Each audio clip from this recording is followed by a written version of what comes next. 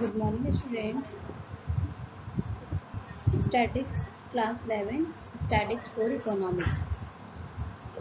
ठीक है, मतलब अर्थशास्त्र। अब ये आपका बैंकिंग की जगह अर्थशास्त्र आया है और चैप्टर इसे सांख्यिकी, अर्थशास्त्र में सांख्यिकी फर्स्ट चैप्टर है आपका इंट्रोडक्शन। ठीक है, अब देखिए सबसे पहले इंट्रोडक्शन। इंट्रोडक्शन मीन्स होता है परिचय किसी चीज़ का। Why economics?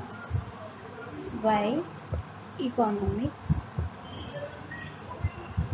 You have perhaps already had economics as a subject for your earlier classes at school.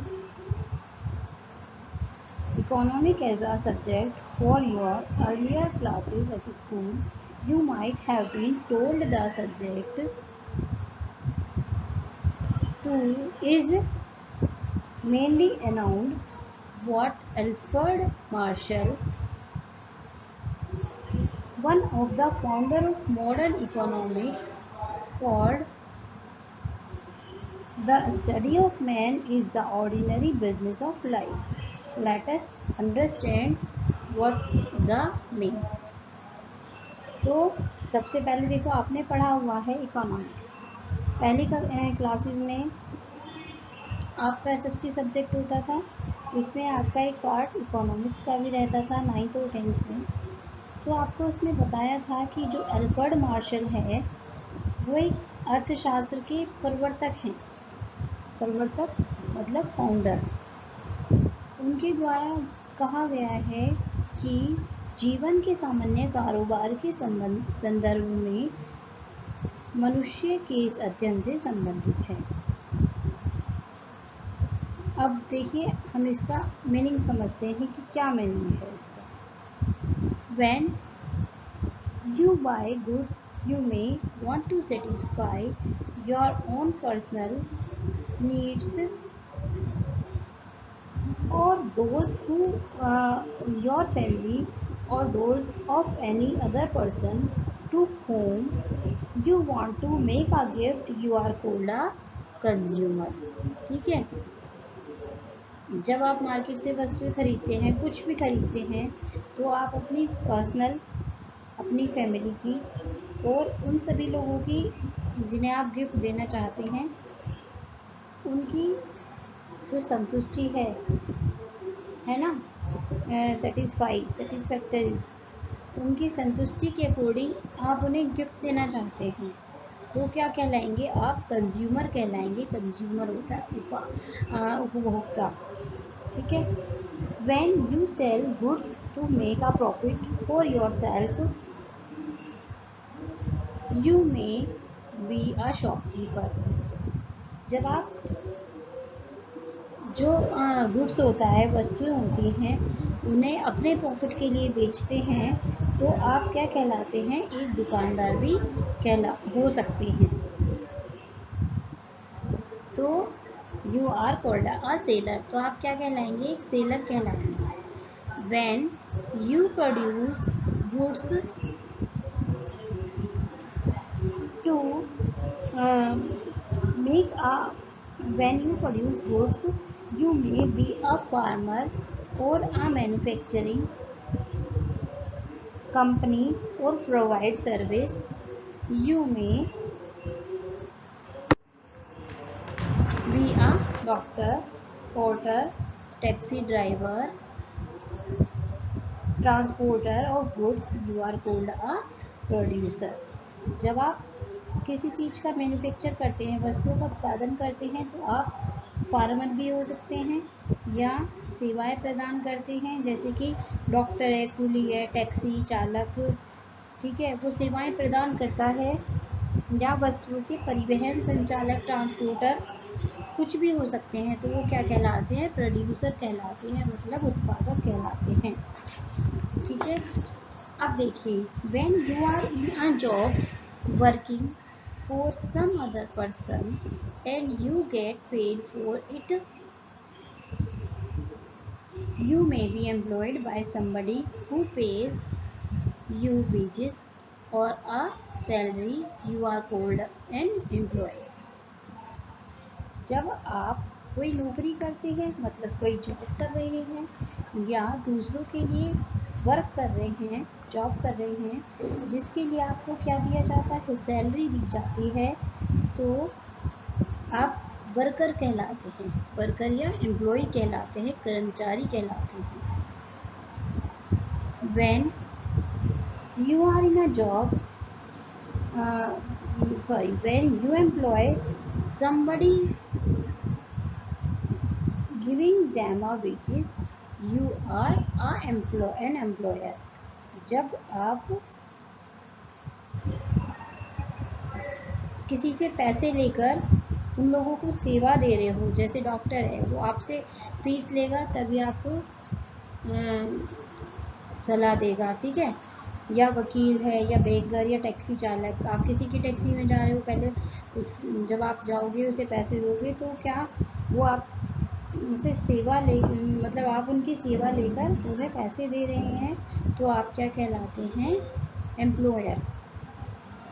Then you are called an employer, आप एक एम्प्लॉयर कहलाएंगे। In all these clauses you will be called gainfully employed in an economic activity.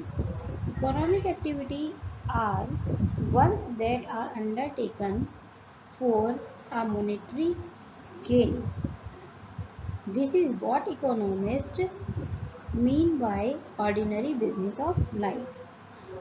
अब देखिए, जो economic activities वो होती हैं जब क्या होता है, गेनफुली एम्प्लॉयड मतलब आर्थिक क्रिया में लाभकारी रूप से नियोजित कहे जाते हैं। अगर आप किसी इकोनॉमिक एक्टिविटीज़ में गेनफुली एम्प्लॉयर हो तो वो क्या कहलाती हैं, इकोनॉमिक एक्टिविटीज़ कहलाती हैं, मतलब जो धन प्राप्त करने के लिए की जाती हैं सेवाएं। जीवन के आम कारोबार में से अर्थशास्त्री का यही तात्पर्य है। अब देखिए नेक्स्ट है, we can not get something for nothing. If you ever heard the story of Aladdin and his magic lamp, you would agree that Aladdin was a lucky guy. Whenever and whatever he wanted, he just had to rub his magic lamp and a genie appeared to fulfill his wish. When he wanted a place to live in, the genie instantly made one for him. When they wanted expensive gifts to bring to the king when asking for his daughter's hand, he got them at the bat of an eyelid. आपने कभी Aladdin और उसके जादुई चिराग की कहानी भी सुनी होगी, तो आप इस चीज़ से एग्री होंगे कि अलादीन जो था वो एक लकी गाय था। वह जब भी और जो भी वस्तु चाहता था वो अपने जो मैजिक लैम्प था उसे रब करता था और उसके आगे एक जिन आ जाता था, ठीक है, और वह रहने के लिए एक महल की इच्छा करता था, तो जिन बिल्कुल उसी मोमेंट पर उसके लिए एक महल बना देता था।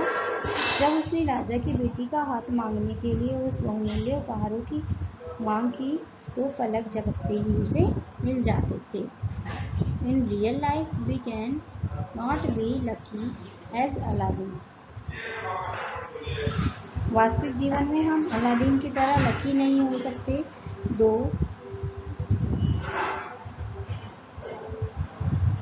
like him we have unlimited bonds, we do not have a magic lamp. Take for example the pocket money that you get to spend. If you had more of it, then you could have purchased almost all the things you wanted. But since your pocket money is limited, you have to choose only those things that you want the most. This is basic teaching for economy. जो real life में भी हम Aladdin की तरह नहीं हो सकते। अगर हमारी इच्छाएं उसी की तरह अनलिमिटेड होंगी तो, लेकिन हमारे पास कोई जादुई चिराग नहीं है। उदाहरण, जब आप अपने जेब खर्च को, मतलब आप अपनी पॉकेट मनी को ले लीजिए। यदि आपके पास पॉकेट मनी ज़्यादा है तो आप अपनी सारी चीज़ें खरीद सकते हैं, लेकिन आपकी जब पॉकेट मनी लिमिट होती है तो आप उसी चीज़ को खरीदते हो जिसकी आपको सबसे ज़्यादा ज़रूरत होती है। तो यही क्या है, एक इकोनॉमिक का बेसिक टीचिंग मेथड है।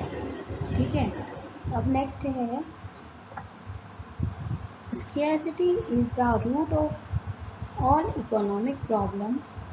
Had there been no scarcity, there would have been no economic problem, and you would not have studied economics either. In our daily life, we face various forms of scarcity. The long queue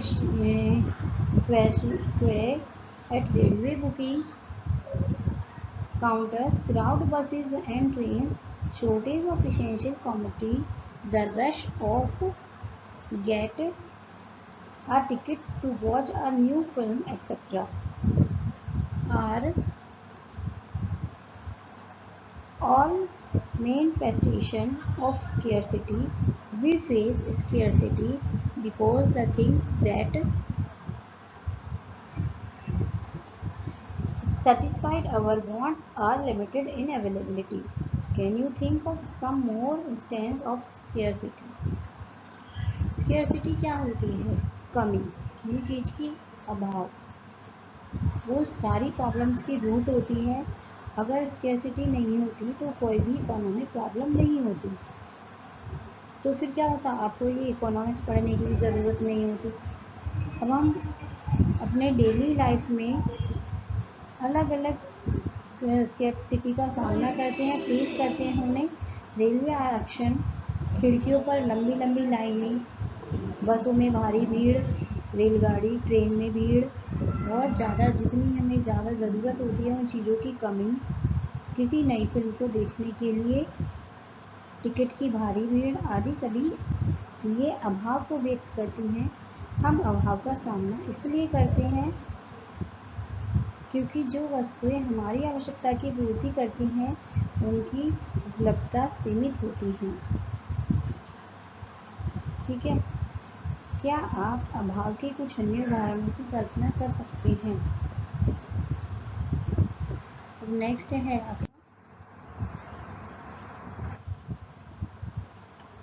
consumption, production and distribution.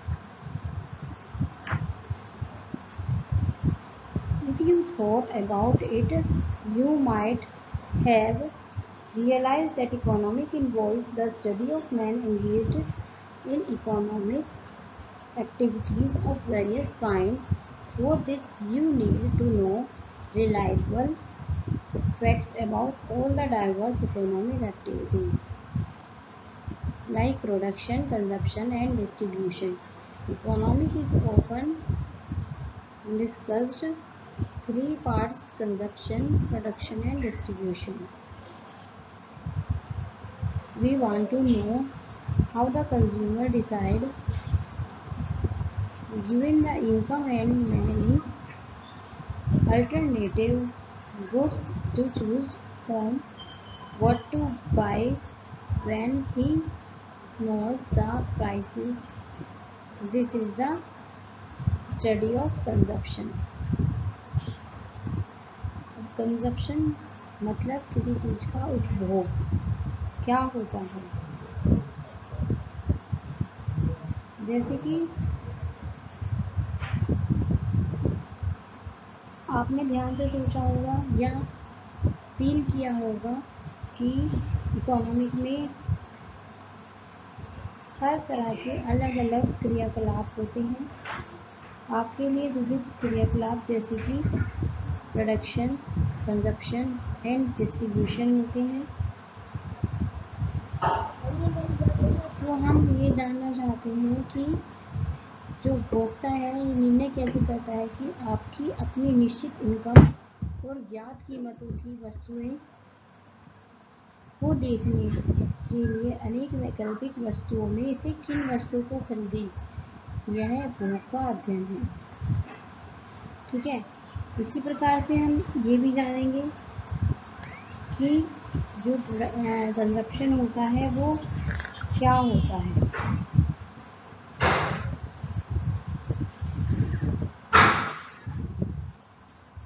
जब हम अपनी cost और prices ज्ञात करते हैं, इसका चयन कैसे करेंगे, बाजार में उसके लिए कैसे प्रोडक्शन करें, तो ये तो होता है उत्पादन। ठीक है, और जब हम अपनी चीज़ों इनकम देखेंगे और वस्तुओं की कीमत देखेंगे, देखने के लिए वैकल्पिक वस्तुओं में से किन किन वस्तुओं को हम खरीदें। ठीक है, पहले क्या करेंगे, we want to know how the consumer decided gives his income and many alternative goods to choose from। मतलब अपनी इनकम और जो वस्तुओं की प्राइसेस हैं वो देखेंगे, फिर उनमें से हम ये देखेंगे कि कौन सी चीज़ हम खरीदें। वो क्या कहलाता है, कंजप्शन कहलाता है, मतलब उपभोग कहलाता है। और नेक्स्ट है ये प्रोडक्शन।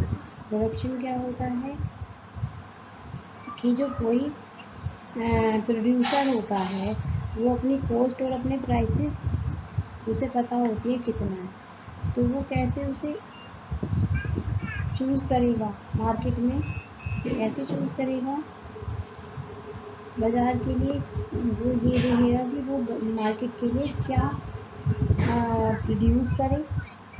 ठीक है, what and how to produce for the market, this is the study of production. Finally, we want to know how the national income or the total income arising from what has been produced in the country called the gross domestic product of GDP।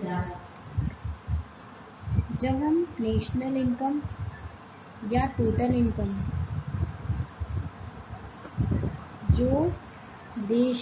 जो हमारी country के production से receive हो रही है, मतलब प्राप्त हो रही है, जिसे सकल घरेलू उत्पाद मतलब domestic product, gross domestic product, इसे अंडरलाइन कर लेना, इसकी फुल फॉर्म आ जाती है जीडीपी, ग्रोस डोमेस्टिक प्रोडक्ट कहते हैं। Wages and salary, profit and interest, we will leave aside here income from international trade and investment. This is the study of distribution।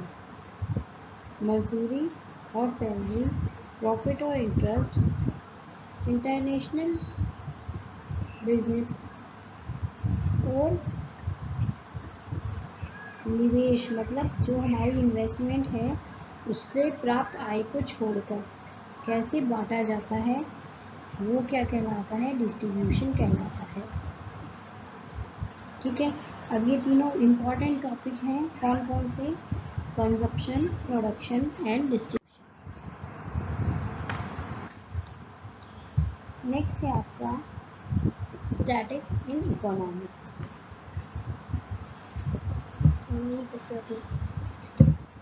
The previous section you were told about certain special studies that are concerned the basis problem facing a country. These studies require that we know more about economic facts. Such economic facts are also known as economic data। तो देखिए last जो आपका क्या था, previous section था, उसमें आपकी देश की जो प्रॉब्लम्स थी उसके बारे में हमने पढ़ा था। अब हम क्या पढ़ेंगे, इकोनॉमिक फैक्ट्स के बारे में पढ़ेंगे। तो ये जो इकोनॉमिक फैक्ट्स होते हैं यही क्या कहलाते हैं, आपके इकोनॉमिक डेटा कहलाते हैं, मतलब आर्थिक आंकड़े कहलाते हैं। The purpose of collecting data about these economics problem is to understand and explain these problems in terms of the various causes behind them. In other words, we try to analyze them. For example, we analyze the hardship of poverty. We try to explain in the form of various factors such as unemployment, low productivity or people, backward technology, etc. तो इसमें क्या बताया गया है, वो data जिसमें अब हम इसमें किसे एनालिसिस करने की कोशिश करते हैं, जैसे पॉवर्टी के कारण बहुत सारी प्रॉब्लम हो जाती है, मतलब गरीबी के कारण बहुत सारी प्रॉब्लम हो जाती है, तो उनका एनालाइज करते हैं हम इसमें। ठीक है, अभी इसे कैसे एक्सप्लेन करेंगे, जैसे अनएम्प्लॉयमेंट, बेरोजगारी हो गई, लोगों की क्या हो गई, प्रोडक्टिविटी, है ना, लो प्रोडक्टिविटी ऑफ पीपल, और बैकवर्ड टेक्नोलॉजी मतलब पिछड़ी हुई प्रौद्योगिकी एक्सेट्रा। इसके रूप में हम कोशिश करेंगे एनालाइज करने की। But what purpose does the analysis of poverty serve unless we are able to find ways that mitigate it? We may therefore also try to find those measures that help solve an economic problem. In economics, such measures are known as policies. लेकिन जो poverty, उसका analysis का तब तक कोई भी अर्थ नहीं होता जब हम इसे दूर करने की क्या ना सोच लें, मेथड ना सोच लें, मतलब उसके दूर करने के कोई उपाय ना सोच लें।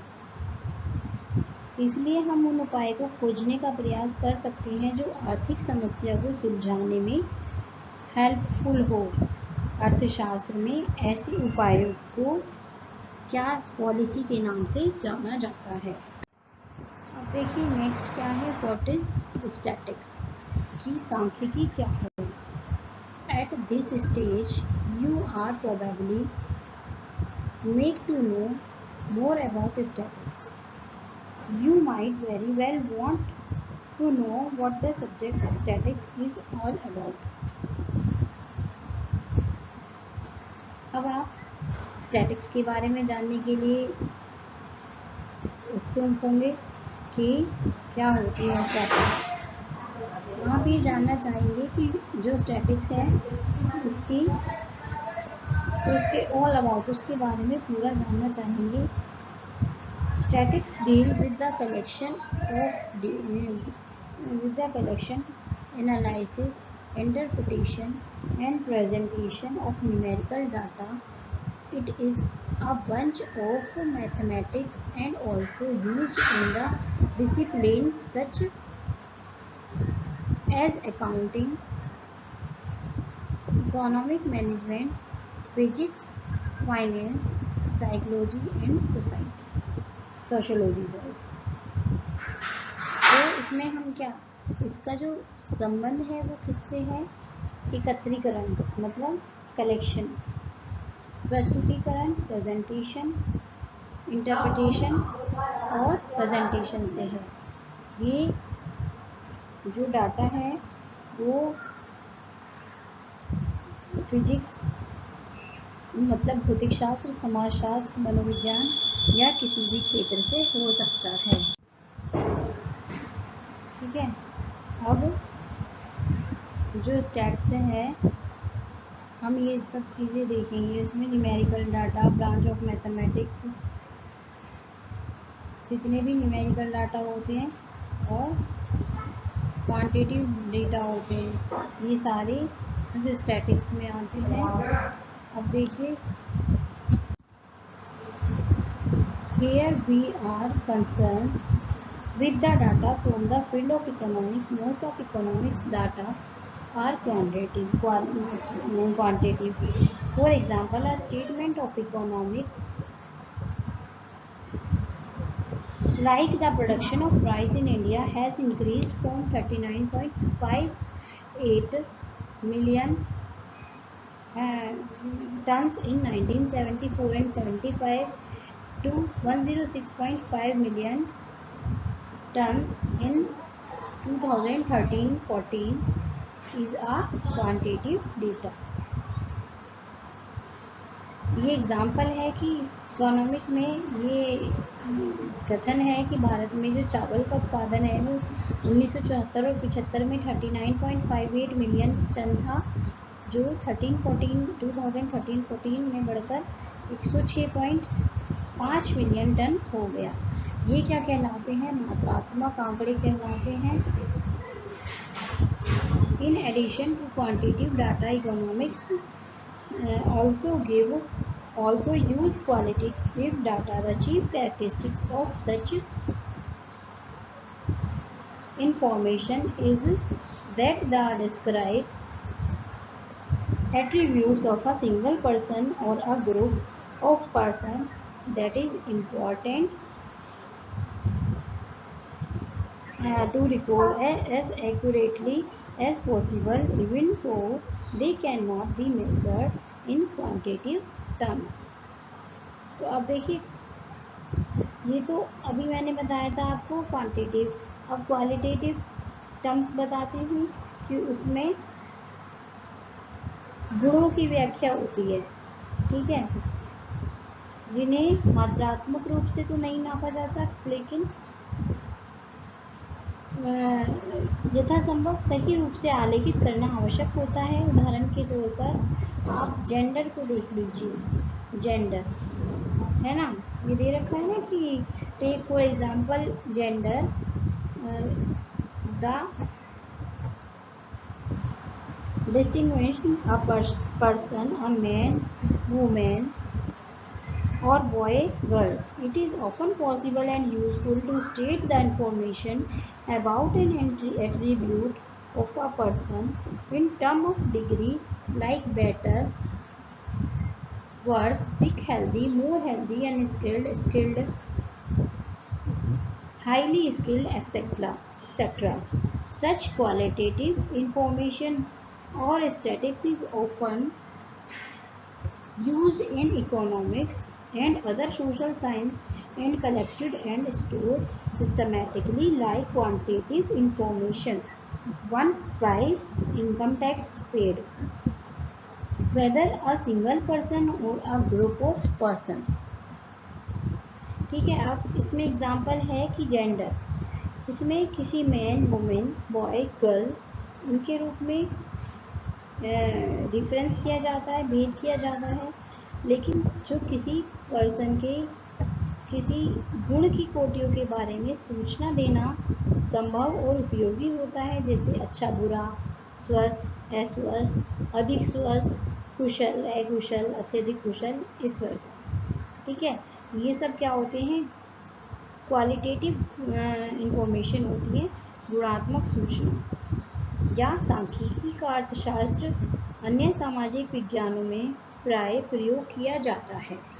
ठीक है स्टूडेंट, तो मैंने आज आपको यहीं तक पढ़ाया, बता रही हूँ।